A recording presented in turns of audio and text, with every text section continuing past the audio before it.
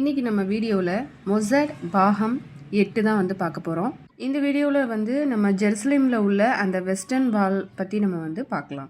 Western வால் அப்படிங்கிறது ஜெருசலேமில் உள்ள பழைய நகரில் உள்ள மிகவும் புனிதமான மற்றும் வரலாற்று சிறப்பு மிக்க ஒரு யூத வழிபாட்டு தலமாக இருக்குது. இதை அழுகை சுவர் இல்லைன்னா புலம்பல் சுவர் அப்படின்னு சொல்கிறாங்க, வெயிலிங் வால். இந்த புனித சுவர் முன்னாடி அமைதியாக ஒரு கூட்டம் சேர்ந்துட்டு இருக்கிறாங்க. விதவிதமான முகங்கள், வெவ்வேறு தொழில்களை செய்கிறவங்க, பணக்காரர்கள், ஏழைகள் அப்படின்னு எல்லா தரப்பு மக்களும் அந்த வெஸ்டர்ன் வாலில் இருக்கிறத பார்க்க முடியுது. யூதர்களை பொறுத்த வரைக்கும் அது வெறும் சுவர் கிடையாது. பல நூற்றாண்டுகளுக்கு முன்னாடி இதே இடத்துல கம்பீரமாக நின்று கொண்டுட்டு இருந்த ஒரு ஆலயத்தோட அடையாளத்தில் உள்ள ஒரு மிச்சம் உள்ள இதுதான் இந்த வெஸ்டர்ன் வால். அவங்களுடைய அந்த யூத மதத்தை ஒருங்கிணைத்த அவங்களுடைய ஒரு புனித சின்னம் அப்படின்னே சொல்லலாம். இந்த ஜெருசலேமில் உள்ள இந்த ஆலயத்தை அமைச்சது யார் அப்படின்னா ஹெரோத் அப்படிங்கிற ஒரு யூத அரசன் தான். அந்த காலத்தில் யூதர்கள் அந்த பெருமைக்குரிய இந்த புண்ணிய தலத்தை ரொம்பவே மதிக்கிறாங்க. ஆனால் கிபி 70ஆம் வருடம் அங்கே படையெடுத்து வந்த அந்த ரொமானியர்கள் இந்த கோவிலை குறி வச்சு தாக்குறாங்க. உள்ளே இருந்த அந்த விலை மதிக்க முடியாத பொருட்களை எல்லாத்தையும் கொள்ளையடிக்கிறாங்க. அது மட்டும் இல்லாமல் அந்த ஆலயத்தையும் இடிச்சிடுறாங்க. இந்த அக்கிரம செயலை தடுக்கிறதுக்கு யூதர்கள் எவ்வளவோ போராடுறாங்க. ஆனால் ரொமானியர்களுடைய அந்த படைகளுக்கு முன்னாடி இவங்களால எதுவுமே செய்ய முடியலை. அவங்க கண் முன்னாடியே அவங்களுடைய அந்த கம்பீரமான புனித அடையாளம்ங்கிறது தகர்த்து எரிக்கவும் படுது.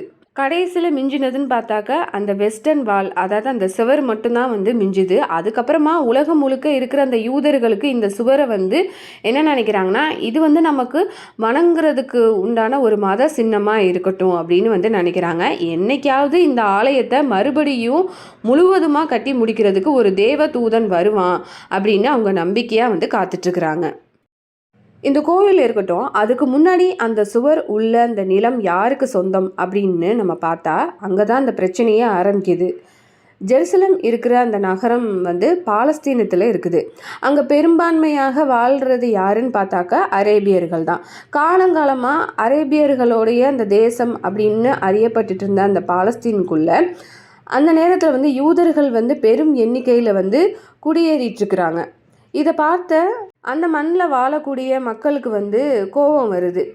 ஏதாவது சூழ்ச்சி பண்ணி இந்த யூதர்கள் இது தங்களுடைய நாடு அப்படின்னு அறிவிச்சிருவாங்களோ அப்படின்னு பயப்படுறாங்க. இதனால் பாலஸ்தீனத்தில் யூதர்கள் 4 பேர் சாதாரணமாக சேர்ந்து உட்கார்ந்து பேசினாலோ அதுக்கே ஏதோ சதி பண்ணுறதுக்காக தான் இருக்கிறாங்க அப்படின்னு சொல்லி அந்த அரேபியர்கள் பயப்படுறாங்க. அரேபியர்களுடைய இந்த பாதுகாப்பு இல்லாத உணர்வு காரணமாக அங்கே அந்த பாலஸ்தீனில் வாழ்ந்து கொண்டிருந்த அந்த யூதர்கள் அவங்க ஏதாவது செஞ்சிருவாங்க அப்படின்னு சொல்லி அவங்க பயப்படுறாங்க. அதனால நல்லவன் கெட்டவன் அப்படிலாம் பார்க்காம இவன் யூதனா, இவன் நமக்கு இருக்கக்கூடாது அப்படின்னு நினைக்கிறாங்க. இப்படி தான் ஒரு நாள் அந்த ஜெருசலேமில் புனித சுவர் முன்னாடி அந்த வழிபாட்டுக்காக கூடியிருந்த யூதர்கள் மீது திடீர் தாக்குதலை தொடங்குறாங்க. எங்கிருந்தோ கற்கள், கட்டைகள், பாட்டில்கள் போன்ற ஆயுதங்களை வச்சு தாக்குறாங்க. அமைதியாக பிரார்த்தனை செய்து கொண்டுட்டு இருந்த பல யூதர்கள் இதில் அடிபட்டு கீழேயும் மடிகிறாங்க. ஆரம்பத்தில் அங்கே இருந்த யாருக்குமே என்ன நடக்குது அப்படிங்கிறது புரியலை. சீக்கிரத்தில் அவங்க சுதாரிச்சுக்கிட்டு சில இளைஞர்கள் அடிபட்டவர்களை பாதுகாக்கிறாங்க. மிச்சம் இருந்தவங்களை ஒரு பாதுகாப்பான இடங்களை தேடி ஓடவும் ஆரம்பிக்கிறாங்க. கொஞ்ச நேரத்துக்குள்ளே அந்த அடித்தவங்க காணாமல் போயிடுறாங்க. அந்த புனித சுவருக்கு முன்னாடி இருந்த அந்த பகுதி ஒரு சின்ன போர்க்களம் நடந்த ஒரு இடம் மாதிரி ஆகுது. சற்றும் எதிர்பாராத விதத்தில் இந்த தாக்குதல் நடந்ததுனால ஏகப்பட்ட யூதர்களுக்கு காயமும் ஏற்படுது. இந்த அரேபியர்களுக்கும் இந்த யூதர்களுக்கும் அடிக்கடி சண்டை எழுந்துக்கிட்டே இருக்குது. எந்த பக்கம் உயிர் போகுமோ அப்படிங்கிற ஒரு இது இல்லாமல் கணக்கே இல்லாமல் இருந்துட்டுருக்குது. 1929 ஆகஸ்ட் 23 யூதர்களுடைய அந்த புனித நகரில் ஒன்றான ஹெப்ரானில் ஒரு பெரிய கலவரம் நடக்குது. 50க்கும் மேற்பட்ட யூதர்கள் படுகொலை செய்யவும் படுறாங்க. இந்த தகவல் அதிவேகத்தில் எல்லா நகருக்குள்ளேயும் பரவவும் ஆரம்பிக்குது. இங்கே யூதர்கள் அரேபியர்களை கொல்றாங்க அரேபியர்கள் வந்து யூதர்களை வந்து கொல்றாங்க. இறந்து போனவர்களுடைய எண்ணிக்கைன்னு பார்த்தாக்கா 100, 200, 500, 1000 அப்படின்னு விதவிதமான வதந்திகளும் வந்து பரப்பவும் படுது. இதனால் பாலஸ்தீன் முழுக்கவே வந்து ஒரு கலவர சூழல் வந்து ஏற்படுது. யூதர்கள் வந்து பெரும்பான்மையாக வாழ்கிற அந்த தெருக்கள், அந்த ஏரியாக்கள் எல்லாவற்றிலுமே வந்து வன்முறை வெடித்து ஏகப்பட்ட உயிர் சேதம், அந்த பொருள் சேதமும் வந்து ஏற்படுது. பதறி போன யூதர்கள் வந்து ஒரு முக்கியமான முடிவும் எடுக்கிறாங்க. இனிமேல் நம்ம தனித்தனியாக சண்டை போடுறது வந்து சரிப்படாது, நம்ம எல்லாருமே சேர்ந்து நம்ம போராடணும், அதுதான் வந்து புத்திசாலித்தனம் அப்படின்னு வந்து நினைக்கிறாங்க. இல்லைன்னா அந்த பாலஸ்தீன மண்ணில் வந்து யூதர்களுடைய அடையாளமே இல்லாதபடி அழிச்சிருவாங்க அப்படின்னு வந்து நினைக்கிறாங்க. முதல்ல நம்ம ஏன் இத்தனை அடி வாங்குகிறோம், பாலஸ்தீனர்களை வந்து எதிர்த்து நம்மளால் போராட முடியாதா, அதற்கான தைரியம் நம்மக்கிட்ட இல்லையா, நம்மகிட்ட ஆள்பலம் இல்லையா, இல்லை ஆயுதம் தான் இல்லையா அப்படின்னு வந்து நினைக்கிறாங்க. இப்படியே போயிட்டே இருந்ததுன்னா குடும்பத்தோடு நம்ம நண்பர்களோட நம்ம வந்து ரிலாக்ஸாக நம்ம இருக்கும்போதும், இல்லை பிரார்த்தனை செய்யும் போது கூட, இல்லை நம்ம சாப்பிடும் போதும் கூட எதிர்பாராமல் நம்மளை வந்து தாக்க ஆரம்பிச்சிருவாங்க. அப்போ நம்மளால் என்ன செய்ய முடியும் அப்படிங்கிற மாதிரி அவங்க யோசிக்கவும் ஆரம்பிக்கிறாங்க. இந்த பிரச்சனையை தீர்க்கிறதுக்காக அவங்க வந்து ஒரு வழியை வந்து தேடுறாங்க. அரேபியர்கள் மீது நிரந்தரமாக ஒரு கண் வந்து நம்ம வைக்கணும் அப்படின்னு வந்து நினைக்கிறாங்க. முன்னாடியே அவங்க வந்து என்ன செய்ய போகிறாங்க அப்படிங்கிறத நம்ம கண்காணிச்சுக்கிட்டே இருக்கணும் அப்படின்னும் அவங்க திட்டம் போடுறாங்க. இதற்காகவே யூதர்கள் வந்து நிதி திரட்டவும் ஆரம்பிக்கிறாங்க. அந்த பணத்தை எந்த வழிகளில் நம்ம செலவிடணும், யார்கிட்ட எப்படி பயன்படுத்தினா என்னென்ன தகவல்களை வந்து நம்மளால் சேகரிக்க முடியும் அப்படிங்கிற ஒரு தீவிரமான யோசனைகளும் வந்து செய்ய ஆரம்பிக்கிறாங்க. இங்கே தான் அவங்களுடைய அந்த முதல் உளவுத்துறை அப்படிங்கிறது உருவாக்கவும் படுது.